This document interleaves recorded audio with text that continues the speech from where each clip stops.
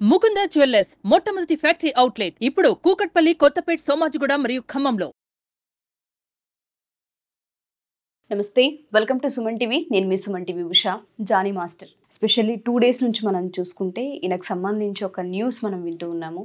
ఒక మహిళ రాయదుర్గం పోలీస్ స్టేషన్కి వెళ్ళి తనపైన ఎఫ్ఐఆర్ ఫైల్ చేయడం కూడా మనం వింటూ ఉన్నాము. నా పైన అబ్యూస్ చేశారు, బెదిరించారు అని కొన్ని వర్డ్స్ కూడా మనకు బయటికి రావడం జరిగింది. దీనికి సంబంధించిన పూర్తి సమాచారం ఏంటి, అండ్ దాంతోపాటు ఎఫ్ఐఆర్కి సంబంధించి ఏ విధంగా ముందుకెళ్తుంది, కోర్టు దీన్ని ఏ విధంగా చూసే అవకాశం ఉందన్న వాటిపైన హైకోర్టు అడ్వకేట్ రవీంద్రనాథ్ గారు ఉన్నారు. ఆయన అడిగి తెలుసుకుందాం. నమస్తే రవీంద్రనాథ్ గారు. నమస్తే మోష.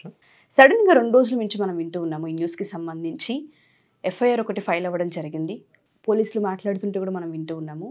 నా పైన అబ్యూస్ చేశారని ఆ అమ్మాయి ఆరోపించడం జరిగింది, అండ్ బెదిరించారని కూడా ఆరోపించారు, అండ్ తన వైఫ్ కూడా బెదిరించిందన్న వార్త మనం నిన్న ఈవినింగ్ విన్నాము. దీనికి సంబంధించిన పూర్తి సమాచారం ఏంటి, దీన్ని ఏ విధంగా కోర్టు చూసే అవకాశం ఉంటుంది అంటారు, ఈయన కేసు నుంచి ఏ విధంగా బయటకు వచ్చే ఛాన్సెస్ ఉన్నాయి అసలు? లైంగిక వేధింపులు, లైంగిక అఘాయిత్యాలు, అత్యాచారం ఇట్లాంటిది మహిళల మీద సంబంధించి కొన్ని ప్రత్యేకమైన సెక్షన్స్ కూడా ఉన్నాయి. ఈ మహమ్మద్ జానీ పాషా ఎవరైతే కొరియోగ్రాఫర్ ఉన్నారో ఇతనికి సంబంధించి ఒక 0 ఎఫ్ఐఆర్ని రాయదుర్గం పిఎస్లో నమోదు చేయడం జరిగింది. ఆ ఎఫ్ఐఆర్ కాపీ కూడా మనం ఆల్రెడీ వేస్తున్నాం లైవ్లో. అయితే ఈ ఎఫ్ఐఆర్లో ఒక మహిళ ఇతన్ని ఆరోపిస్తూ అతను తన మీద లైంగికంగా దాడి చేశాడని ఒక నెరేట్ చేసింది తన స్టోరీ టోటల్గా అమ్మాయి. అయితే మనకున్నటువంటి లీగల్ రూల్స్ ప్రకారం అమ్మాయి యొక్క పేరుని రివీల్ చేయకూడదు బేసిక్గా. సో అందుకని ఆ అమ్మాయి పూర్తిగా ఇతన్ని 30/6/2020 యాజ్ పర్ ఎఫ్ఐఆర్ ప్రకారం చెప్తున్నాను, 30/6/2024 నాడు నా మీద అఘాయిత్యం జరిగిందని తను డేట్తో సహా మెన్షన్ చేస్తూ 15/9/2024 నాడు డేట్ మధ్యాహ్నం 2 గంటలకి ఆమె ఒక ఎఫ్ఐఆర్ నమోదు చేయడం జరిగింది. కొంత ప్రాసెస్ ఉంటుంది. బిఫోర్ ఎఫ్ఐఆర్ అన్నది ఈజీగా నమోదు చేయడం జరగదు. ఎఫ్ఐఆర్ ముందు కొంత ప్రాసెస్ అయితే ఉంటుంది. ఆ ప్రాసెస్లో భాగంగా నిన్న బహుశా ఎఫ్ఐఆర్ చేసి ఉండొచ్చు. ఇది యాక్చువల్గా ఏంటంటే ఈ ప్రాసెస్ ఎఫ్ఐఆర్ చేసే ముందు ఎలా ఉంటుందంటే, ఏ మహిళను వచ్చి డైరెక్ట్గా నా మీద పలానా వ్యక్తి అలిగేషన్స్, అబ్లిగేషన్స్, సెక్సువల్ హెరాస్మెంట్స్ ఉన్నాయంటే ఇమీడియట్గా తీసుకోరు.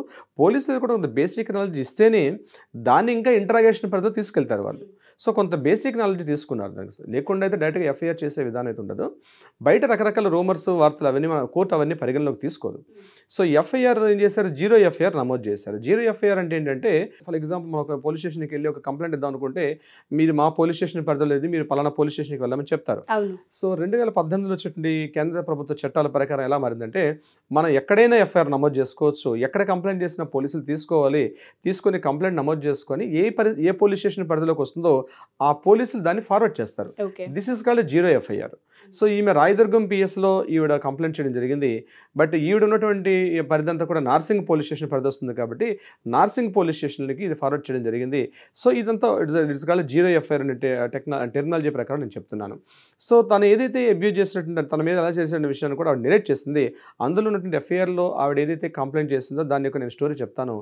ఈమె ఇన్ ద ఏజ్ ఆఫ్ 16 ఏళ్ల వయసు ఉండేటప్పుడు ఈ జానీ మాస్టర్ గారితో ఒక టెలివిజన్ షోలో తను ఒక పార్టిసిపేట్ చేసిందని. ఇప్పుడు అమ్మాయి వయసు 21, 22 ఇయర్స్, 23 మధ్యలో ఉన్నట్టుగా తెలుస్తుంది. 16 ఏళ్ల వయసులోనే తనకి ఒక టెలివిజన్ షోలో బాగా టాప్గా ఉండేటప్పుడు దీనికి సంబంధించి ఈవిడికి జానీ మాస్టర్ దగ్గర నుంచి ఒక ఆఫర్ వచ్చింది. అంటే వాళ్ళ స్టాఫ్ నుంచి ఒక ఆఫర్ వచ్చింది, ఒక అసిస్టెంట్ కొరియోగ్రాఫర్గా జాయిన్ అవ్వమని చెప్పేసి రావడం జరిగింది. సో నేను దానికి యాక్సెప్ట్ ఇస్తూ నేను వెళ్ళడం జరిగింది. దీని తర్వాత ఈయన కంటిన్యూ షోస్లో నన్ను అసిస్టెంట్ కొరియోగ్రాఫర్గా పెట్టుకున్నారు. నేను ఫస్ట్ టైం బాంబే వెళ్ళాను. బాంబే వెళ్ళేటప్పుడు ఒక హోటల్లో మా పేరెంట్స్ అప్పుడు రాలేదు, మా మదర్ అంటే నాకు కావాలని వీళ్ళు చేశారు, టికెట్స్ లేదని, అకామిడేషన్స్ లేవని చెప్పి కేవలం నాకు మాత్రమే సింగిల్గా ఒక టికెట్ చేయడం జరిగింది. నేను వెళ్ళేటప్పుడు నేను బాంబే హోటల్ రూమ్లో ఉండేటప్పుడు నా మీద జానీ మాస్టర్ గారు ఒక నైట్ టైం వచ్చి నన్ను చాలా అత్యాచారం చేయడానికి ప్రయత్నం చేశారు. బట్ నాకున్నటువంటి అంటే ఏమీ చేయలేని పరిస్థితులు నేను కోఆపరేట్ చేశాను. ఆ టైంలో చేయాల్సిన పరిస్థితి వచ్చింది నాకు. అంతేకాకుండా ఈ విషయం బయట ఎక్కడని చెప్తే నేను ఖచ్చితంగా నేను చంపేస్తానని చెప్పి బెదిరించారు ఆయన నాకు. సో నేను అక్కడి నుంచి ఉండడం జరిగింది. బట్ నా ఏజ్ కూడా అది ఇంకా అప్పటికి 16 ఇయర్సే. సో ఇంకా అప్పటి నుంచి నేను కంటిన్యూ నాకు ఆ ఫ్యాషన్ ఇండస్ట్రీ, నాకు కొరియోగ్రఫీ చాలా ఇష్టం కాబట్టి నేను ఆయనతో ట్రావెల్ చేస్తూ ఉన్నాను ఆయనతో పాటు. అక్కడ నుంచి ముంబై, అలాగే చెన్నై, హైదరాబాదు, బెంగళూరు నేను ఆయనతో పాటు ఖచ్చితంగా తిరుగుతున్నాను. ఇంకా ఎక్కడికి వెళ్తున్నా అవుట్ స్టేషన్కి వెళ్ళేటప్పుడు మా పేరెంట్స్ నాతో రాకుండా టికెట్స్ లేవని, అకామిడేషన్స్ లేవని నేను ఎప్పుడు కట్ చేస్తూ పెడుతున్నారు. సో నేను వెళ్తున్నాను, ప్రతి చోట నన్ను ఇలా ఆయన నాతో ఫిజికల్గా నా మీద ఆయన అబ్యూజ్ చేస్తూ ఉన్నారు. ఈవెన్ హైదరాబాద్లో నేను మా ఇంట్లో ఉండేటప్పుడు కూడా చాలాసార్లు మిడ్ నైట్ రావడం నా మీద చేయడం జరిగింది. సో ఈ హెరాస్మెంట్ తట్టుకోలేక ఈరోజు నేను కంప్లైంట్ చేయాల్సి వచ్చిందని చెప్పి ఆవిడ ఎఫ్ఐఆర్ రిపోర్ట్లో మెయిన్ కీ పాయింట్స్ చెప్పారు. దీంతోపాటు మరొక కీ పాయింట్ ఏంటంటే, నేను వాళ్ళ కమ్యూనిటీలకు మారితే డెఫినెట్గా నన్ను మ్యారేజ్ చేసుకుంటాను, ఖచ్చితంగా చేయమని చెప్పడం జరిగింది. అయితే ఈ ప్రక్రియలో మొత్తం ఈ నా మీద చేస్తున్నటువంటి ఏదైతే అటాక్స్ కానీ, అబ్యూజ్ చేసే అసాల్ట్ చేసే విషయంలో ఈయన నా మీద దాడికి కూడా ప్రయత్నించిన సంఘటనలు చాలా ఉన్నాయి, నన్ను బెదిరించారు అని చెప్తూ ఇవంతా ఆవిడ చెప్పడం జరిగింది. ఇది యాక్చువల్గా ఎఫ్ఐఆర్లో ఉన్నటువంటి నేరేషన్ చేసిన స్టోరీ నేను మీకు చెప్తున్నాను ఉషా గారు. సో దీన్ని దృష్టిలో పెట్టుకుని పోలీసులు ఏం చేశారంటే సెక్షన్ 376(2)(n) అంటే ఇది రేప్ అనే సెక్షన్ కిందకు వస్తుంది. రేపు కూడా కాదు, 376 ఇస్ ద రేపు, 376(2)(n) అని దేని కిందకు వస్తుందంటే, ఒక వ్యక్తి ఒకే అమ్మాయి మీద కంటిన్యూస్లీ ఆమెని టార్చర్ చేస్తూ అబ్యూజ్ చేస్తూ ఉంటే ఈ సెక్షన్ వర్తిస్తుంది. ఈ సెక్షన్ చాలా పవర్ఫుల్ సెక్షన్. ఎలా అంటే ఈ సెక్షన్ కింద నమోదైనటువంటి ఒకవేళ నేర నిరూపణ జరిగితే పూర్తిగా ఫైనల్గా అప్ టు 10 years జైలు శిక్ష విధించవచ్చు. ఇంకా క్రిటికల్గా క్రూయల్గా ఉన్న పక్షమైన ఎవిడెన్స్ బలంగా ఉన్నట్లయితే ఇతనికి మరణదండన కూడా విధించే అవకాశం ఉంటుంది ఈ సెక్షన్ యొక్క దీనికి సంబంధించి. సెక్షన్ 376 అన్నటువంటి ఒక సెక్షన్ వేయడం జరిగింది. నెక్స్ట్ 506 వేశారు. 506 సెక్షన్ కూడా చాలా పవర్ఫుల్లే.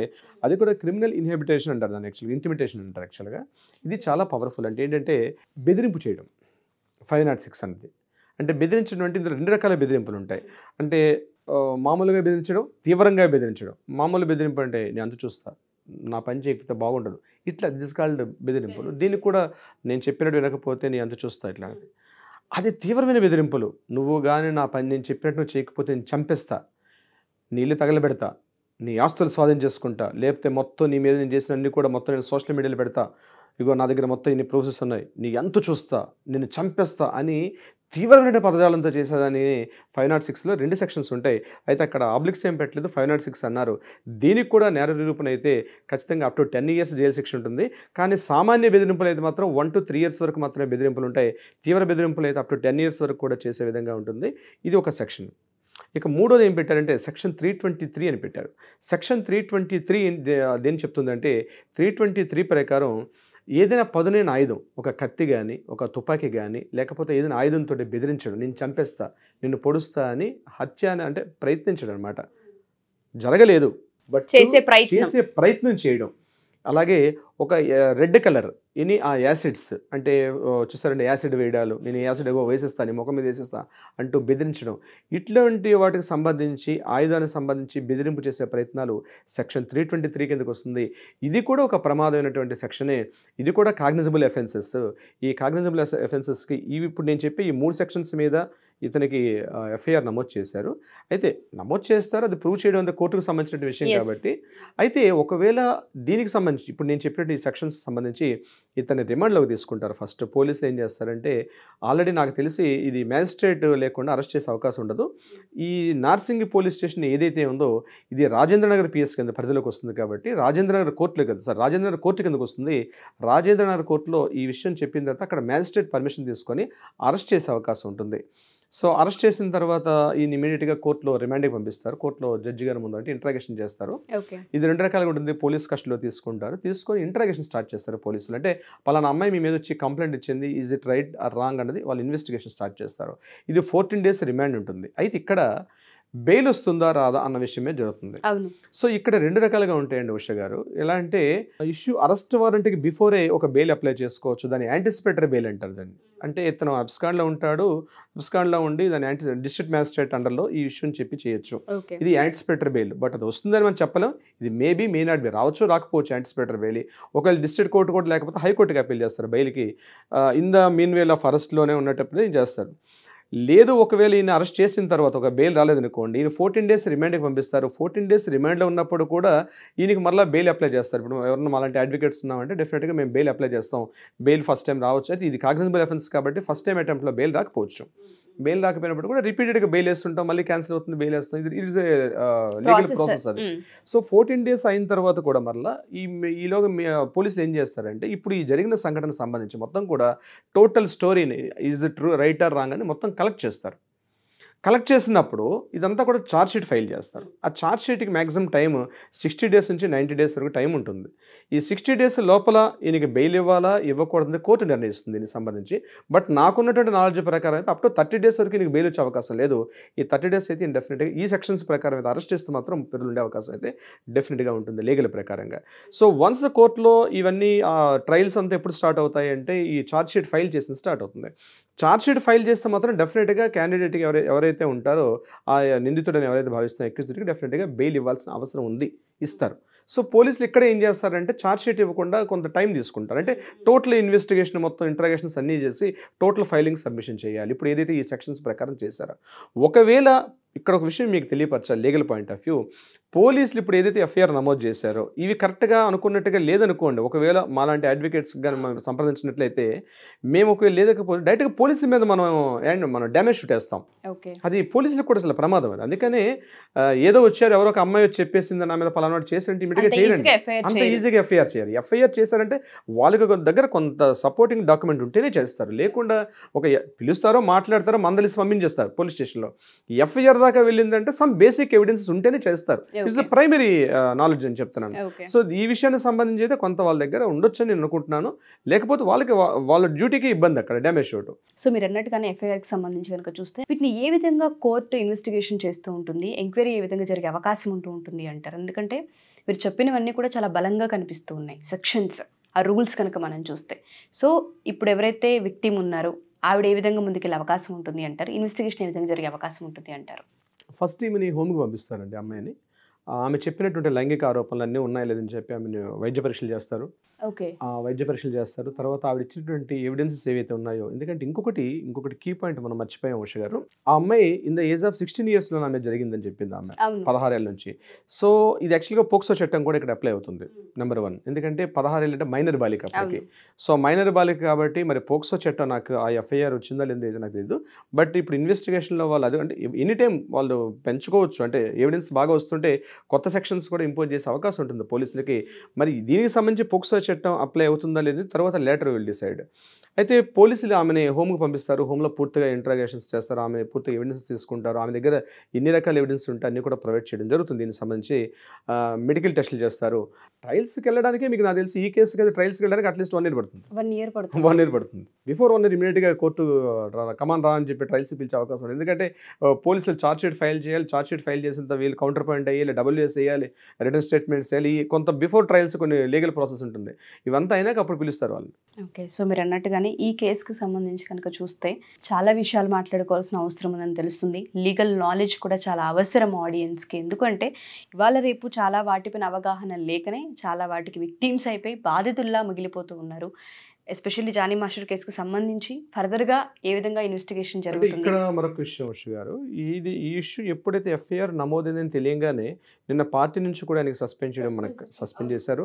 అలాగే TFCC అంటే తెలంగాణ ఫిల్మ్ కొరియోగ్రాఫర్ కి ప్రెసిడెంట్ అని కూడా అవును, TFCC కూడా ఈరోజు దాన్ని ఇనిషియేటివ్గా తీసుకున్నారు. దాన్ని TFCC అంటే chamber of commerce, film chambers of commerce కూడా ఈ లెటర్ని తీసుకున్నారు.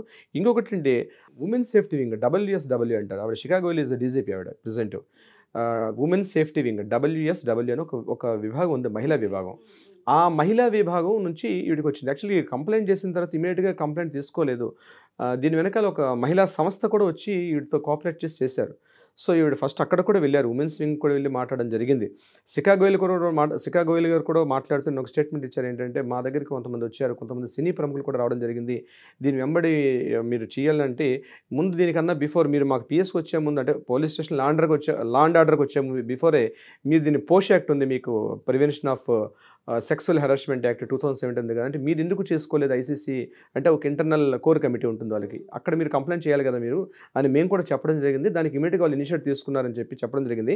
ఎప్పుడైతే సికాగోయల్ గారు స్టేట్మెంట్స్ వచ్చిన తర్వాత TFCC వాళ్ళు ఈరోజు మార్నింగ్ సమావేశమై ఇమీడియట్గా దీన్ని కేసుని ఈ పోషో యాక్ట్ ఇంటర్నల్ కోర్ కమిటీ ఏదైతే ఉందో కోర్ కమిటీ నుంచి కూడా మాట్లాడడం జరిగింది. ముఖ్యంగా అంతర్గతంగా ప్రతి సిబ్బందిలో ఉండాలి, ప్రతి ఆఫీసులో కానీ ప్రతి ఎక్కడైతే మహిళలు వర్క్ చేస్తారో ప్రతి ప్లేస్లో కూడా ఒక కోర్ కమిటీ ఉంటుంది. ఉంటుంది. ఆ లైంగిక ఆరోపణలు ఇమీడియట్ డైరెక్ట్ కోర్టుకి వెళ్లకుండా బిఫోర్ ఈ కమిటీకి నిర్ణయించాల్సిన పరిస్థితి వస్తుంది. సో నిన్న వాళ్ళు అది కూడా మాట్లాడడం జరిగింది. సో అంటే ఇవన్నీ కూడా ఎందుకంటే ఎఫ్ఐఆర్ బలంగా ఉంది కాబట్టి ఇమీడియట్గా ఇవన్నీ యాక్షన్స్ జరుగుతున్నాయి. మనం అర్థం చేసుకోవాల్సిన విషయం ఇక్కడ బయట రూమర్గా మనం మాట్లాడుకున్నప్పటికి కూడా ఇవన్నీ బలంగా ఉన్నాయి కాబట్టి బహుశా ఆయనకి యాక్షన్ జరుగుతున్నాయి నేను అనుకుంటున్నాను. బీయింగ్ ఎన్ అడ్వకేట్ వెర్షన్ అని చెప్తున్నా.